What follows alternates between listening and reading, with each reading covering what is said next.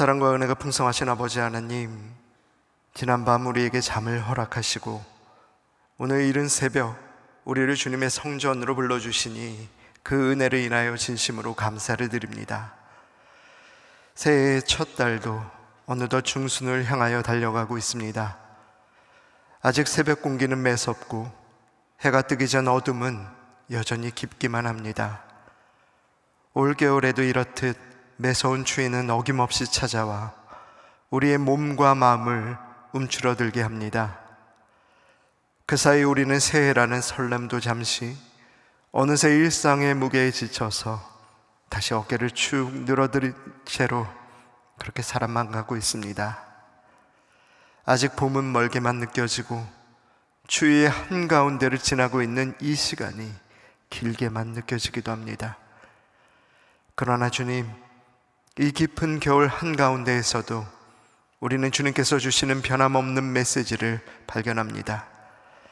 가장 추운 계절을 지나야 봄이 오게 되듯이 우리 삶의 가장 힘든 순간도 결코 영원하지 않다는 것을 우리가 새삼 깨닫게 됩니다. 지금 우리가 서 있는 이 자리가 비록 새해의 설렘을 지울 만큼 권태롭고 무엇을 기대기 어려운 황량한 땅 같을지라도 그 길을 터덜터덜 걸어가는 사이에 주님을 만나는 은혜의 날들이 있음을 깨닫게 하여 주옵소서. 그리하여 얼어붙은 것 같은 우리의 마음에도 다시 생기가 돌아올 날들이 있음도 깨닫게 하여 주옵소서. 아직 눈 덮인 땅 아래에서 봄을 준비하는 씨앗처럼 이 추운 계절 속에서도 우리 안에 희망의 싹이 움트고 있음을 기대케 하여 주시옵소서. 긍휼이 많으신 아버지 하나님, 이 나라와 이 민족을 위하여 기도합니다. 혼란과 분열의 시기를 살고 있는 이 나라와 이 민족을 주님의 긍휼과 자비로 인도하여 주시옵소서. 이 나라를 이끌어가는 모든 지도자들에게 거룩하신 아버지 하나님, 겸손의 마음과 통찰력을 허락하여 주시고 수많은 정치적 긴장 속에서도 서로를 존중하고 대화로 소통할 수 있는 마음 또한 그들에게 허락하여 주시옵소서. 평화의 아버지 하나님, 국제 정세의 불안정 속에서 우리나라가 평화의 중재자로 설 수 있기를 소망합니다. 미중 갈등의 틈바구니에서 우리 민족에게 지혜를 주시고 외교적 역량을 더하여 주시옵소서. 한일 양국의 화해와 협력이 동아시아 평화의 모델이 되게 하시며 우리가 이 땅 가운데 살아갈 때 주님의 은혜를 구하며 살 수 있게 인도하여 주옵소서. 자비의 주님, 특별히 경제적 어려움 가운데 놓인 국민들을 돌아봐 주시고 특히 경제적 한파 가운데 놓인 취약계층과 청년들에게 희망의 길을 열어 주시옵소서. 이 시간 소망교회와 소망의 성도들을 위하여 기도드립니다. 우리 소망교회가 2026년 새해를 맞이하며 선함의 번짐이라는 표어를 가슴에 품고 기도 중에 있습니다. 기도하며 세운 이 귀한 표어와 말씀이 올 한 해 우리 모두의 삶 가운데 실제로 열매로 맺혀질 수 있도록 간절히 기도합니다. 연초에 품었던 선한 뜻들이 한 해가 저물도록 흐려지거나 사라지지 않게 붙들어 주시고 우리의 손에 선을 베풀 힘과 여유도 끝까지 마르지 않도록 인도하여 주시옵소서. 은혜의 아버지 하나님, 그리스도 예수 안에서 선한 일을 위하여 지으심을 받은 자들이라는 에베소서 2장의 말씀이 곧 올 한 해 우리 신앙인으로서의 정체성이 되게 하셔서 올 한 해를 보내는 동안 우리 안에서 시작된 작은 선함이 먼저는 가까운 가족에게, 이웃과 지역 사회에게, 나아가 온 세상에게 번져나갈 수 있도록 인도하여 주옵소서. 그래야 시대가 어두울수록 우리의 선한 행실로 세상을 밝히는 소망의 공동체 또한 성도들이 되게 하시어 그 빛을 보고 하늘에 계신 아버지께 영광을 돌리는 이들이 많아지게도 하시옵소서. 열방을 사랑하신 아버지 하나님, 지금 인도네시아에서 복음을 전하고 있을 대학교 선교팀을 위하여 함께 기도합니다. 낯선 땅에서 주님의 이름을 전하는 그들에게 성령의 능력을 가득히 부어 주시어서 그들이 전하는 말씀이 듣는 모든 이들에게 전하여질 수 있도록, 또 풍성히 열매 맺을 수 있도록 하시옵소서. 긍휼이 많으신 아버지, 소망의 환우들을 위하여 이 시간 기도합니다. 특별히 항암의 고통 가운데 있는 이들, 갑작스러운 사고로 신음하고 있는 이들, 노안으로 기력에 쇠한 많은 어르신들, 원인을 알 수 없는 질병으로 답답해하는 모든 영혼들에게 주님 이 아침 찾아가 주시어서 오직 주님만이 주실 수 있는 위로를 허락하여 주시옵소서. 의료진에게 지혜를 주시고 치료의 과정마다 주님의 손길이 함께 하시며 무엇보다 그들의 영혼이 강건하여 병중에서도 주님을 찬양하는 은혜가 있게 하시옵소서. 이제 말씀의 자리로 나아갑니다. 주님, 오늘도 살아계신 주님의 음성을 겸손히 무릎 꿇은 우리 모두에게 들려주시옵소서. 이 말씀을 들고 또 하루를 살게 하시고, 이 말씀을 들고 또 하루를 힘내어 살아갈 수 있도록 주님 인도하여 주옵소서. 오늘도 살아계셔서 우리와 함께 하시는 임마누엘의 우리 구주 예수 그리스도의 이름으로 기도드립니다. 아멘. 오늘 우리에게 주시는 말씀은 요엘서 2장 25절에서 32절까지의 말씀입니다. 요엘서 2장 25절로 32절까지의 말씀을 한 목소리로 읽겠습니다. 내가 전에 너희에게 보낸 큰 군대 곧 메뚜기와 느치와 황충과 팥중이가 먹은 횟수대로 너희에게 갚아주리니 너희는 먹되 풍족히 먹고 너희에게 놀라운 일을 행하신 너희 하나님 여호와의 이름을 찬송할 것이라. 내 백성이 영원히 수치를 당하지 아니하리로다. 그런즉 내가 이스라엘 가운데에 있어 너희 하나님 여호와가 되고 다른 이가 없는 줄을 너희가 알 것이라. 내 백성이 영원히 수치를 당하지 아니하리로다. 그 후에 내가 내 영을 만민에게 부어주리니 너희 자녀들이 장래의 일을 말할 것이며 너희 늙은이는 꿈을 꾸며 너희 젊은이는 이상을 볼 것이며 그때에 내가 또 내 영을 남종과 여종에게 부어줄 것이며 내가 이적을 하늘과 땅에 베풀리니 곧 피와 불과 연기 기둥이라.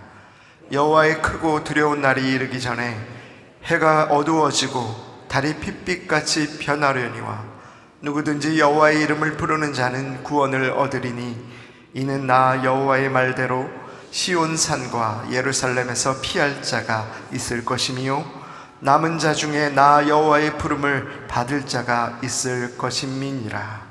아멘. 요즘 우리는 새벽 본문으로 요엘서를 다루고 있습니다. 이 요엘서는 총 3장으로 이루어져 있습니다. 비교적 짧은 분량이라고 할 수 있는데요, 다른 구약 소선지서들이 그러했던 것처럼 요엘서 역시도 그 분량이 결코 길지가 않습니다. 하지만 그 안에 담겨져 있는 메시지는 분명했고 또 강렬했다 말할 수 있겠습니다. 요엘서가 전하고자 했었던 분명하고도 또 강렬했었던 메시지, 그것은 2가지였습니다. 먼저는 심판에 대한 메시지이고 또 다른 한편은 회복에 대한 메시지입니다. 특별히 오늘 우리가 읽은 본문 구절은 바로 이 뒤에 있는 후자, 회복에 대한 이야기가 될 것입니다. 그런데 요엘서가 담고 있는 이 회복에 대한 이야기를 나누기에 앞서서 먼저 우리는 요엘이 몸담았던 시대를 살펴볼 필요가 있습니다. 그가 몸담았던 시대 속 사건들, 그 정황들을 먼저 살펴볼 필요가 있다는 것입니다. 요엘 선지자는 남유다에서 활동했었던 선지자입니다. 요엘이 활동했었던 시기에 대해서는 잘 알려져 있는 것이 많이 없지만 그럼에도 불구하고 우리는 이 요엘서 가운데서 분명히 알 수 있는 그런 정황들이 있습니다. 그것이 무엇입니까? 그것은 바로 요엘이 당시 목격한 이스라엘의 재앙이 있었다는 것입니다. 재앙과 같은 사건이 있었다는 것입니다. 그것은 메뚜기 떼로 인한 그런 재앙이었습니다. 요엘서 1장 4절은 팥중이, 메뚜기, 느치와 황충 총 4종류의 메뚜기를 말하고 있습니다. 학자들은 이것이 메뚜기의 성장 단계를 나타내는 것이다 라고 보고 있습니다.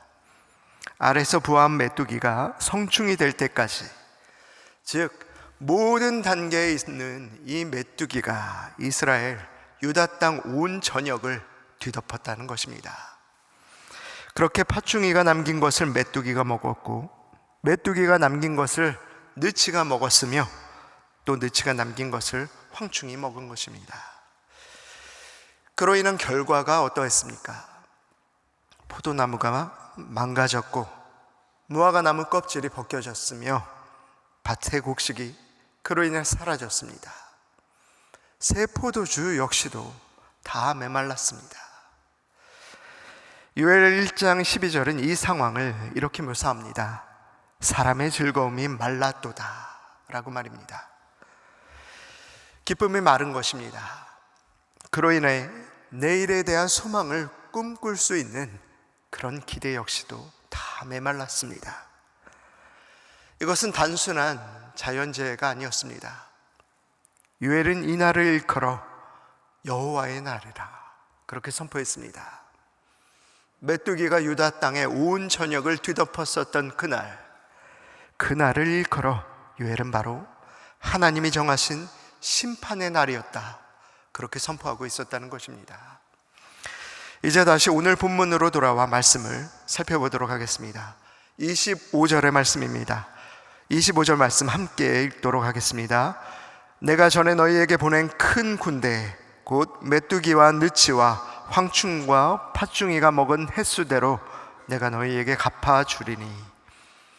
지금 25절 말씀 끝자락을 보시면 하나님께서 갚아주리니 라고 말씀하고 계시는 것을 볼 수가 있습니다. 여기서 갚아주리니로 기록된 히브리어 단어는 살람이라는 단어를 쓰고 있습니다. 그런데 원래 이 단어는 완전하게 채우다, 회복시키다 라는 어원의 뜻을 가지고 있습니다. 즉 이전에 손실된 무엇을 이전에 그렇지 않았던 그 원래의 상태대로 완벽하게, 완전하게 그렇게 회복시킨다 라는 뜻이 이 살람이라는 단어의 뜻 가운데 들어있다는 것입니다. 그런데 우리 하나님은 회복에 대해서 말씀하실 때 바로 이 단어를 사용하고 계셨다는 것입니다. 여기에서 그런데 정작 우리가 주목할 부분은 다른 데에 있습니다. 그것은 바로 우리 하나님이 이전의 손실만을 갚아주시는 하나님이 아니시다라는 것입니다. 하나님은 분명히 그들에게 약속하셨습니다. 내가 너희에게 먹은 횟수대로 갚아주시겠다. 분명히 그렇게 말씀으로 약속을 해주셨다는 것입니다. 그런데 이것이 의미하는 것이 무엇일까요? 우리도 삶을 살아가다 보면 큰 손실을 마주하게 될 때가 있습니다. 우리가 감당하기 힘들 만한 그런 커다란 손실 앞에 놓여 있을 때가 있습니다. 그때 우리의 솔직한 심정은 어떠하겠습니까?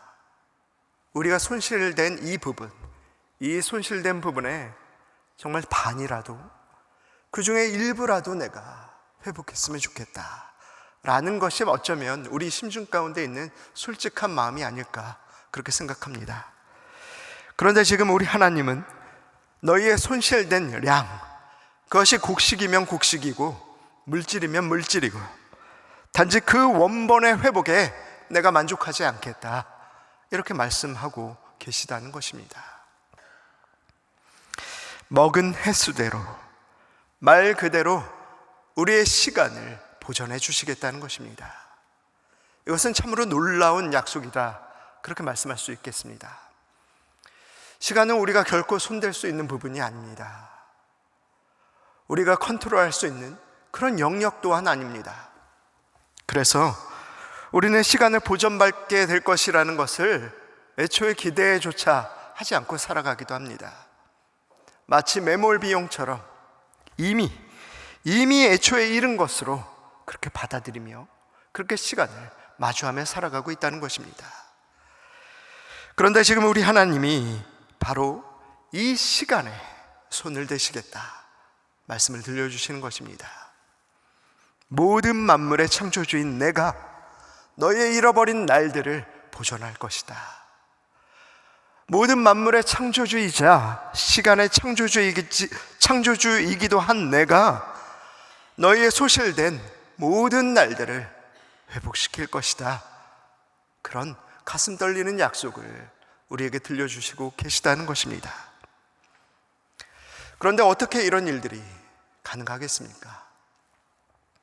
이미 엎질러진 물처럼 주워 담을 수 없는 것이 시간이라고 했을 때 어떻게 원래대로 우리의 잃어버린 시간들을 횟수대로 우리 하나님께서는 다 돌려주시겠다 말씀하셨던 것일까요? 하나님의 방법은 이것입니다. 하나님은 우리의 남은 시간들, 우리 여생의 많은 날들 가운데 너희에게 그 이상의 축복으로 갚아주겠다, 그렇게 말씀하고 약속하고 계시다는 것입니다. 이것이 하나님이 우리에게 횟수대로 갚아주시는 방법입니다. 욥에게도 이런 날들이 있었습니다. 우리는 욥의 고난을 잘 알고 있습니다. 욥이 모든 것을 잃었던 때를 우리는 정확히 기억하고 있습니다. 재산도, 자녀도, 심지어 건강마저도 잃었던 그 순간을 우리는 말씀 구절을 통하여 잘 생생하게 보고 있을 것입니다. 그런데 하나님께서 그를 회복시키셨을 때 그 회복의 날에 하나님이 마치 오늘의 본문의 약속처럼 그를 회복시키시고 갚아주셨다는 것입니다. 욥기 42장 10절의 말씀입니다. 여호와께서 욥의 곤경을 돌이키시고 여호와께서 욥에게 이전 모든 소유보다 갑절이나 주신지라. 하나님은 욥의 남은 날들에 이전보다 갑절의 복으로 채우셨습니다. 그가 잃은 재산도, 그가 잃은 자녀도, 심지어 그가 잃었었던 그 상실의 모든 아픔까지도 그는, 우리 하나님께서는 갑절의 복으로 채우셨다는 것입니다. 이것이 하나님의 회복 방식인 것입니다. 정리하자면 하나님께서는 이렇게 우리에게 약속하고 계십니다. 너희의 남은 날들 가운데 이전에 잃어버렸었던 모든 것들, 너희의 물질, 너희의 소중한 사람들, 또한 그로 인한 파생된 모든 기억들, 그것을 아득히 뛰어넘을 만한 복으로 내가 가득히 채우리라, 이런 약속을 들려주셨다는 것입니다. 그렇다면 그것이 그분의 회복 방법이라고 했을 때 그런 하나님의 회복 방법으로 인하여 구체적으로 우리는 어떤 것들을 회복할 수 있게 되겠습니까? 먼저 우리는 하나님의 회복의 시간 가운데서 물질적인 회복을 먼저 경험하게 됩니다. 26절 말씀 함께 한 목소리로 읽겠습니다. 너희는 먹되 풍족히 먹고 너희에게 놀라운 일을 행하신 너희 하나님 여호와의 이름을 찬송할 것이라. 내 백성이 영원히 수치를 당하지 아니하리로다. 너희는 먹되 풍족히 먹고, 이전에는 메뚜기 떼로 인하여 그들이 굶주려야만 했었던 그런 순간이 있었습니다. 하루 끼니를 걱정해야만 했었던 그런 순간이 분명히 그들에게 있었다는 것입니다. 지금도 그 시절이 생생하게 떠오를 만큼 그 시절이 결코 그들에게 멀지 않았습니다. 그런데 지금 우리 주님이 주신 약속이 무엇입니까? 너희는 먹되 풍족히 먹게 될 것이다. 그도 한동안 그들이 간절히 기도했었고, 또한 한동안 그들이 간절히 바랬었던 기도 제목, 그 응답을 지금 보고 있다는 것입니다. 회복은 여기에서 그치지 않았습니다. 27절입니다. 함께 읽겠습니다. 그런즉 내가 이스라엘 가운데에 있어 너희 하나님 여호와가 되고 다른 이가 없는 줄을 너희가 알 것이라. 내 백성이 영원히 수치를 당하지 아니하리로다. 우리는 27절 말씀을 통하여 하나님이 회복시키는 것은 결코 우리의 곡식 또는 물질만이 아님을 깨닫게 됩니다. 어쩌면 우리에게 더 중요했었던 것들, 더 중요했었던 그분과의 관계의 회복을 주님이 약속하고 계시다는 것입니다. 내가 너희 이스라엘 가운데에 있어 너희 하나님 여호와가 되리라.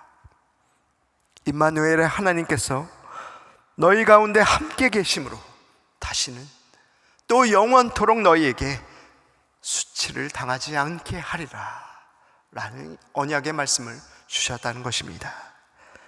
어쩌면 그들이 가장 바랬었던 기도 제목,